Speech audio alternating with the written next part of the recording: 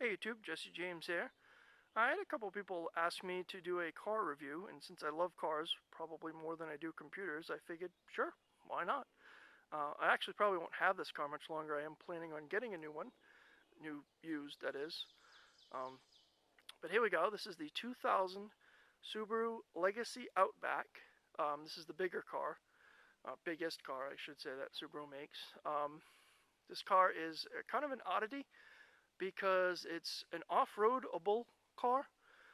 The minimum ground clearance on this is 6.7 inches, so that's the lowest part of this car. Sits 6.7 inches off the ground. That's actually more than a Ford Explorer. Yeah, someone forgot to tell them it's a car. Anyway, it also, oddly enough, is meant to compete with the likes of Mercedes, Volvo, BMW, and Saab. And yes, I know, you're thinking, yeah, right, that's funny. He just made a joke. No, actually, it really was meant to compete with those cars. It is a very luxurious car.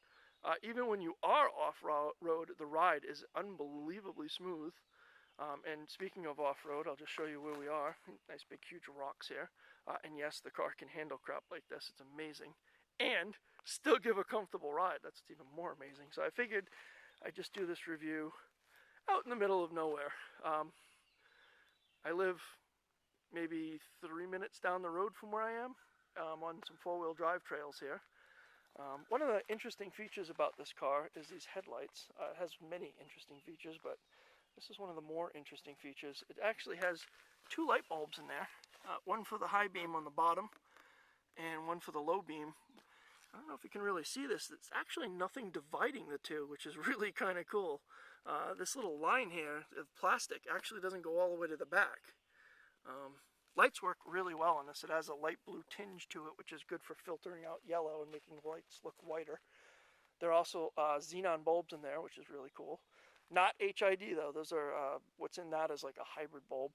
Not quite the same as HID. Anyway, cool car. It's got all-wheel drive, like all Subarus do. The all-wheel drive system on this car is the best. Don't be fooled. Four-wheel drive is different from all-wheel drive, and I'll perhaps do another video explaining that. And no two all-wheel drive systems are alike. Subaru clearly has the best all-wheel drive system because their all-wheel drive actually does put power to the wheels that need it. Unfortunately, not every automaker has figured that out yet. Another really cool feature about this car, you can tell that I live in an area that gets cold. Windshield wiper de-icers.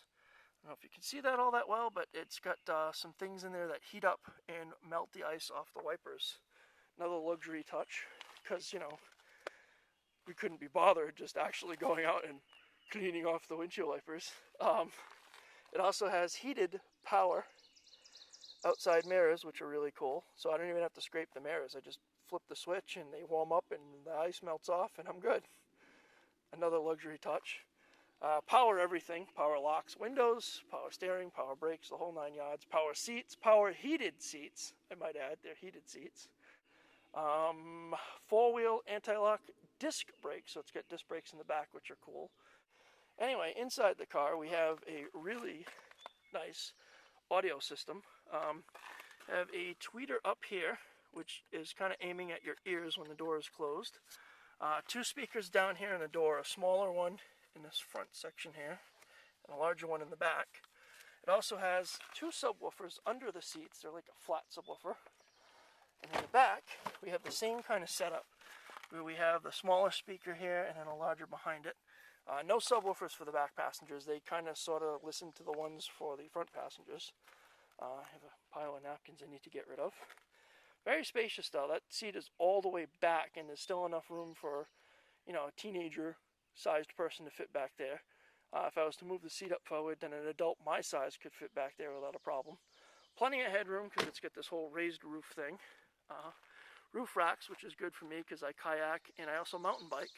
But I can throw my mountain bikes in the back of the car because there's tons of room back there. This actually is a big car. They don't really look like big cars, but believe it or not, they are. So we'll go back inside for a second here.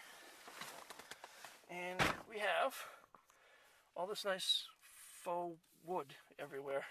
I even put the wood look on my iPod so that it would kind of blend in with the rest of this. And yes, this is the transmission. It's an automatic, but it has this really crazy gate to it, which is actually kind of fun. It also, I'll show you, on the dashboard tells you what gears you're shifting into. And it lights up different colors, which is cool. Right now I have the key in, just not on, which is why all the lights are on. So anyway, that's the interior in a nutshell. Plenty of storage space.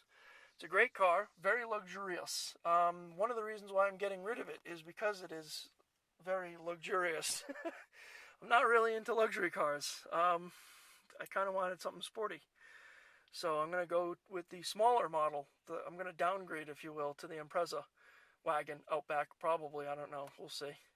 Possibly. I also had my eye on a Mazda CX-7, which is kind of an SUV-ish looking thing, but we'll see. I'm not really a fan of SUVs. I think they're unnecessary. I think, you know, you have gigantic amounts of space in a wagon, especially this thing, because I can actually put this back seat here down. There's actually headrest. I just took the headrest out because, you know, my friends sit back here, but not all that frequently. And the bottom of the seat folds forward, and the back of the seat folds down, so it makes one long, flat, continuous surface all the way to the back of the car, which looks like it's a million miles away. So plenty of storage. So you really don't need an SUV. Unfortunately, the people in this country have the attitude of, well, SUVs are cool, I have to have one. Yeah. Over in Europe, they figured that out, and mostly in Europe, you see a lot of wagons because better on gas.